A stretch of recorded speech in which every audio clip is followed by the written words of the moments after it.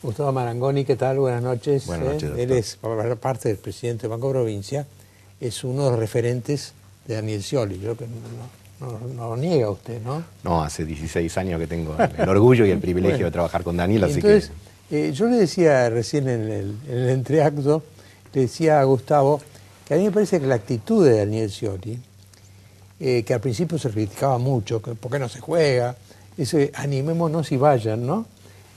Hoy en día me parece que la gente entiende más el tema Scioli como se está presentando.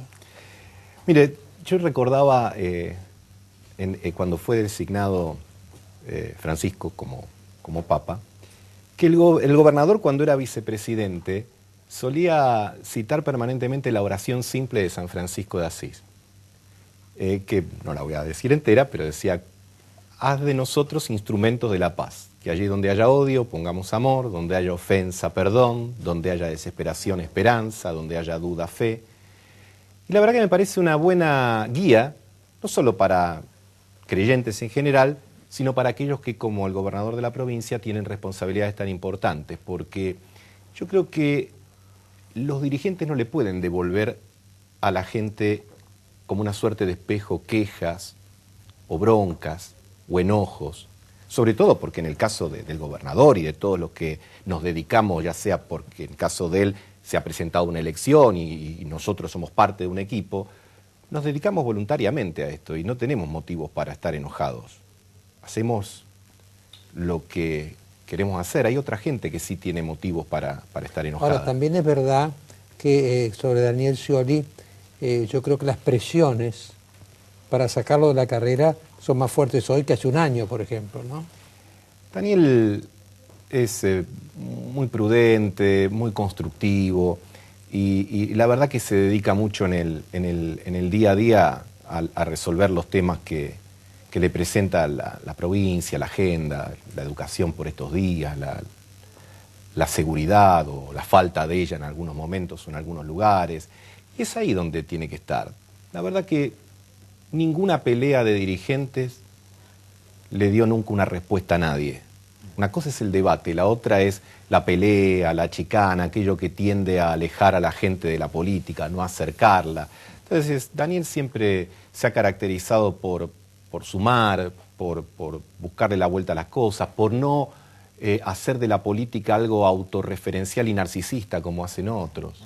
Y Gustavo, hay un plano en donde la política puede observar que las peleas políticas forman parte del ejercicio mismo, ¿no? Digo, estos egos concurrentes, la lucha por desplazar al otro, y allí la lucha de los estilos, el estilo que confronta permanentemente con el estilo que dialoga.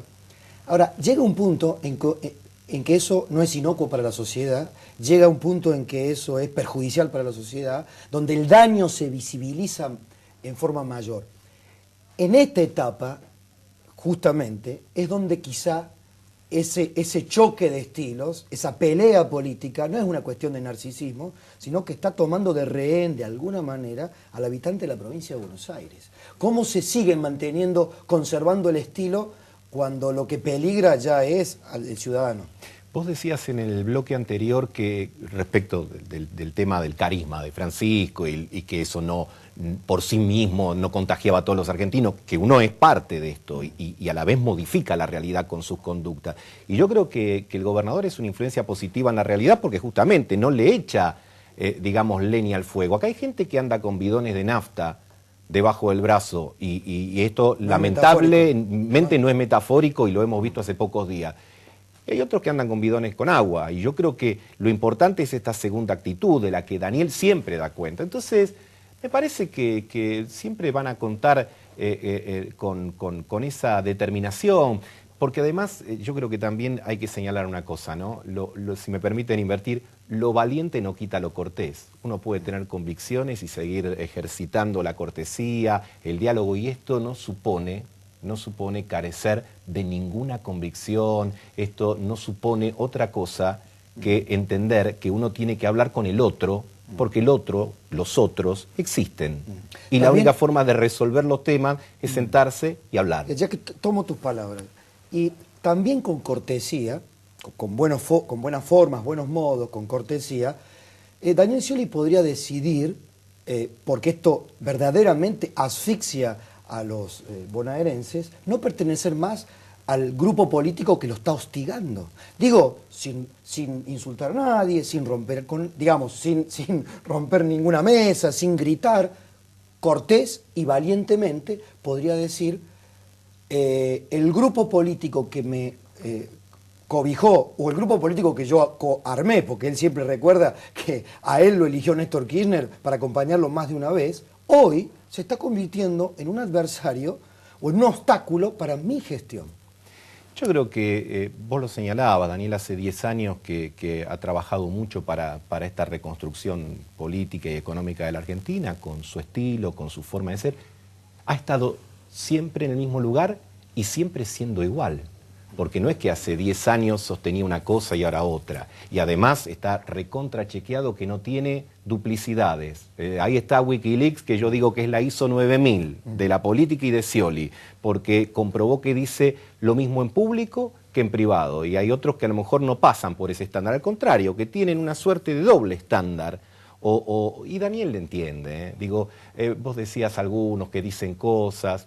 Daniel entiende, Daniel los entiende y no los juzga y entiende que a veces, compañeros que por determinadas circunstancias dicen alguna palabra un poco más fuerte, un tono un poco más elevado, pero hay que ser comprensivos respecto a esas situaciones, a lo que los impulsan y saber que la Argentina merece y nosotros nos merecemos enaltecer los debates, hablar de las cosas sustantivas. En la Argentina, que tiene un complejo agroindustrial extraordinario, tenemos que estar discutiendo la década que viene en conceptos de infraestructura, de rutas, de caminos, de puertos, de aeropuertos. Tenemos que estar pensando cómo no solo hablamos de 180 días de educación, sino como hablamos de una educación que nos dé habilidades y que nos dé valores, porque lo más importante quizás de todos estos días, me parece a mí, es rescatar que en nuestra sociedad hay mucha inquietud por los valores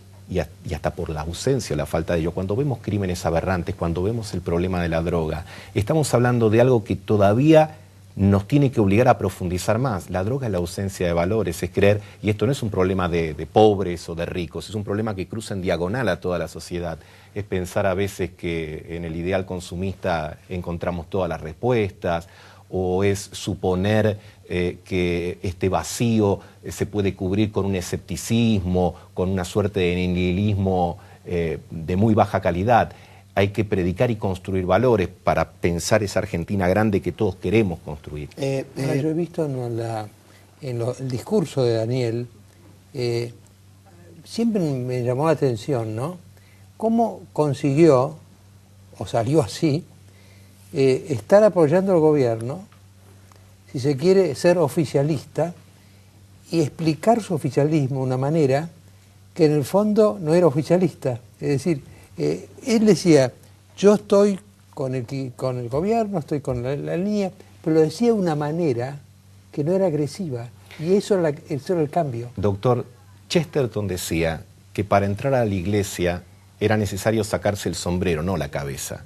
Si eso era válido para una religión, mucho más para un partido político democrático. Uno puede ejercitar razonablemente cómo profundizar aquellas cosas que hemos hecho bien a lo largo de todos estos años y mejorar aquellas que hay que mejorar, porque justamente para no caer en falsas antinomias no hay que pensar, porque no hay ningún gobierno que haga todo bien, ni hay ningún gobierno que haga todo mal. Entonces hay que buscar ese equilibrio y esa prudencia que yo creo que es la que caracteriza al gobernador y, bueno, tamizarla así, ver de qué manera podemos seguir mejorando aquellas cosas que hay que mejorar. Muy concretamente, el conflicto con los docentes que van a estar de paro esta semana, no se puede constituir en un verdadero talón de Aquiles para la administración Scioli. Lo vamos a resolver, lo vamos a resolver. El gobernador tiene todo un equipo que está buscando, la ministra de Economía, la parte fiscal, ARBA, desde el banco, lo que podemos hacer para colaborar. Y hemos hecho distintas ofertas. Primero superando en pesos la oferta nacional, luego superándola en porcentajes. Bueno, a algunos líderes gremiales no les alcanza, inclusive han dicho que si hubiésemos ofrecido el pago todo junto desde ahora también dirían que no. Y acá tenemos que reflexionar y sobre todo tienen que reflexionar los que en nombre del progreso o del progresismo detienden el progreso. Los líderes gremiales de la provincia de Buenos Aires tienen que interpelarse también, más allá de los reclamos justos, si ellos con sus actitudes no son los que en los últimos años han contribuido a aumentar la matrícula de la educación privada en la provincia diciendo defender la educación pública, porque todos sabemos que hoy las familias, aún las más humildes, juntan pesito por pesito para mandar a su hijo a una escuela privada por el solo hecho de tener clases todos los días. Entonces, si la provincia de Buenos Aires invierte el 40% de su presupuesto en educación, si con Daniel Scioli en 5 años incrementó los salarios docentes un 290%, más que cualquier indicador.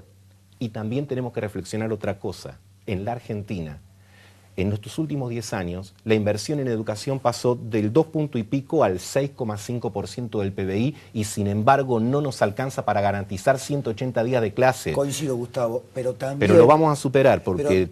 También... Pero con los chicos en las aulas, no queremos que usen a los pibes de rehenes ni a las familias de esos pibes, porque no corresponde, y eso también es la responsabilidad que tienen que tener los trabajadores, porque no se puede pedir un aumento que no se pueda pagar. Bueno, pero ahí vamos el punto.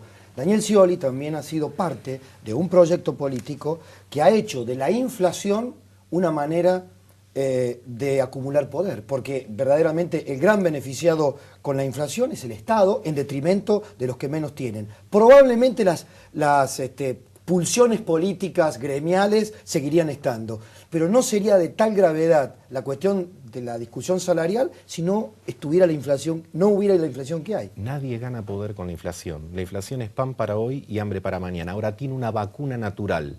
No diría que es la única, pero es, por lo menos desde nuestra visión, es la más importante. Las inversiones. La vacuna natural contra la inflación es la inversión. Y acá también tenemos que encontrar el nuevo punto de equilibrio en la relación público-privada. Es importante, es fundamental que las inversiones privadas, nacionales y extranjeras, junto con el Estado, sin recrear una antinomia donde no la hay, puedan articular políticas para que la Argentina incremente su oferta. ¿Con esta regla de juego económicas hay inversión? Yo creo que hay puntos que son positivos e importantes. La Argentina, no solo por el crecimiento, sino también por un Estado que en situación o en términos fiscales está mucho mejor que años atrás o que décadas atrás, porque de alguna manera esa espada de Damocles de la deuda externa ya no está. Sí, me parece no que hay mismo estado de Kirchner, me parece que hay elementos importantes. Ahora seguro la salud fiscal y el superávit comercial tienen que ser puntales, digamos, del desarrollo de la Argentina de los próximos años. Yo creo que eso justamente también es lo que nosotros involucramos en la provincia de Buenos Aires. Cuando algunos dicen, bueno, pero para dar un aumento mayor aumenten los impuestos, y nosotros decimos ya no hay más espacio para aumentar los impuestos. Los contribuyentes de la provincia de Buenos Aires, bueno, vos lo sabés muy bien, entonces estamos haciendo un enorme sacrificio para hacer esto. Entonces ya hay que, insisto, a buscar soluciones más creativas, pero hay que hacerlo sin actitudes salvajes. La Argentina tampoco necesita de paros salvajes. Pacificar la Argentina es también dejar de lado las conductas que supuestamente, motivadas por un buen fin, sacrifican los medios institucionales, los medios racionales y son capaces de dejar en menos de 20 días hábiles, 8 días sin clases a 4,5 millones de alumnos. No es el camino. Le voy a hacer una última pregunta, Gustavo, para que usted trate de evitar al mismo tiempo ser demasiado sciolista y separarse demasiado de Scioli.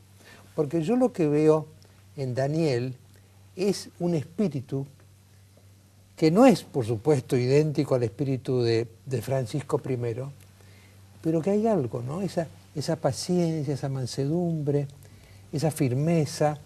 ¿Hay algún ejemplo ahí para seguir? En Daniel sí, yo creo que... Bueno, Daniel ha dialogado mucho con el entonces Jorge Bergoglio.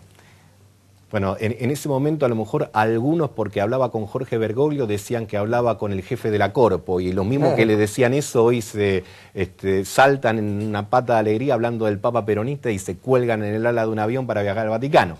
Pero digo, Daniel hablaba con el cardenal primado en ese entonces para buscar la fortaleza espiritual necesaria para llevar adelante esa responsabilidad enorme que tiene, y la verdad que son los valores de él. Recordarán que en el año 2011 su mensaje a la gente era creo en Dios, pero como una forma de creer en la fe, de creer en cuestiones más trascendentes, y así obtuvo el respaldo del 55% de la sociedad de la provincia de Buenos Aires. Así que él lo dice siempre, creo que es una fórmula que le dio el abuelo al gobernador: paciencia, prudencia, perseverancia. Una última mini pregunta. ¿El 2015 va a ser Cristina o Daniel? Yo confío mucho en que el pueblo va a encontrar la forma de hallar el camino virtuoso, la continuidad virtuosa de todos estos años de crecimiento y recuperación. Una respuesta un tanto enigmática, ¿no? La respuesta de estos tiempos, Mariano. La respuesta de estos tiempos. Confío en eso. Muchas gracias, Gustavo, por Gracias esta a ustedes por la conversación, invitación. En el próximo bloque vamos a salirnos un poco del tema dominante esta noche, porque lo invité a Lito Guadañi para que nos hable de justamente lo que nos hablaba recién Gustavo, la importancia de las inversiones, porque estábamos a la espera todos de una gran inversión, que una gran inversión del proyecto Vale, que parece que se cae, que es la última inversión importante que estaba en el horizonte. Vamos a conversarlo con Lito Guadañi. Muchas gracias, Gustavo.